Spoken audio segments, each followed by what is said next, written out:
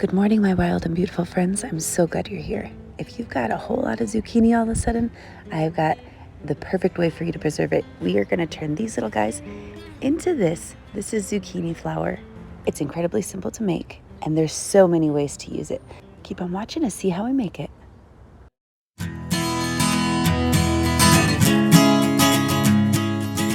Okay, friends, the only ingredient you need for this recipe is zucchini. It's that time of year where I've got a decent amount of zucchini that might go bad, so this is the perfect way to preserve it. I'm just going to slice up my zucchinis about 1/4 inch thick. You just want all of your slices to be as close to the same size as possible. That way they're going to dehydrate more consistently. Okay, most of our zucchini sliced up. I'm going to start getting them on the trays of our new dehydrator. I invested in a new one in hopes of being really good about dehydrating all the produce we've got. We've got a ton of plum trees in our backyard that we like to turn into prunes.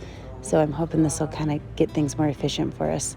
So this is one of the racks. I'm just going to load them up. I'm not worrying about them touching because they're going to shrink so much in the process of dehydrating. You can definitely use any dehydrator. You can absolutely use your oven on a low setting as well if you don't have a dehydrator. The other 2 dehydrators that Steve and I have were actually found at thrift stores for under $5. So if you keep your eyes peeled, you can find one for a really good deal. And the old ones work just about as well as the new ones. I do love how this new one has a temperature setting and also a timer on it. This is 7 zucchinis. It also fits a ton of produce. I think we might have to do another batch just to get enough zucchini flour, but I'm going to set this at 125 degrees Fahrenheit for 15 hours, and we're going to let it go overnight, check it in the morning, and see where we're at. Good morning. We've got about 1 hour and 10 minutes left on our zucchini here. Just checking them out, seeing if we need a little bit more time.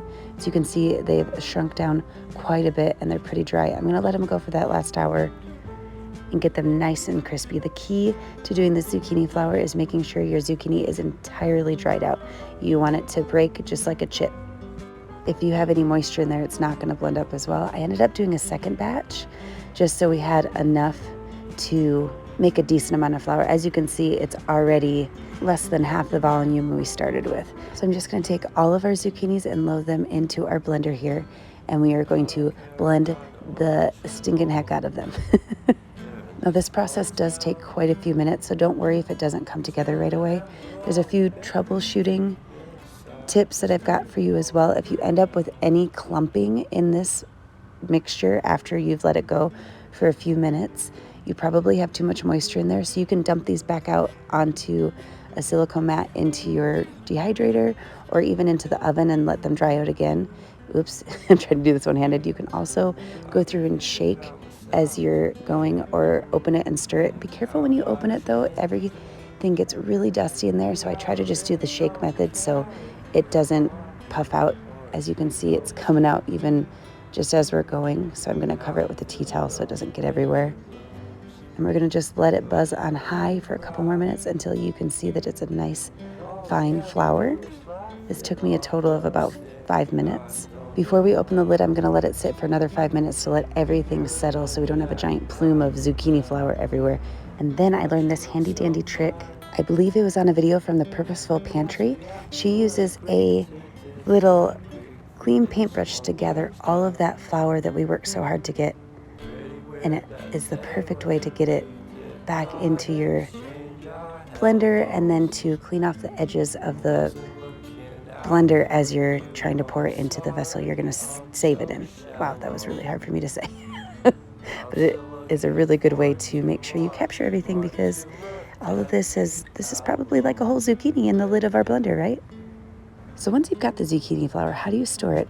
It will stay good in a cool, dry place up to a year. I just store it in a mason jar in my cabinet with the rest of my flours and such. And there are so many different ways you can use it. You can cut it into flour to make things a little bit more nutritious and low carb for baking. You can add it to soups and stocks. It's a really great add-in for pancake batter. I haven't seen it done before, but I really want to try to make some pasta or gnocchi out of zucchini flour. I think it would be so fun and so delicious with some herbs and mushrooms. I hope this video was helpful, and hopefully you have a new way to preserve some extra vegetables that you've got going on. Thank you so much for watching. I hope you're staying safe and healthy, and I can't wait to talk to you soon. Cheers.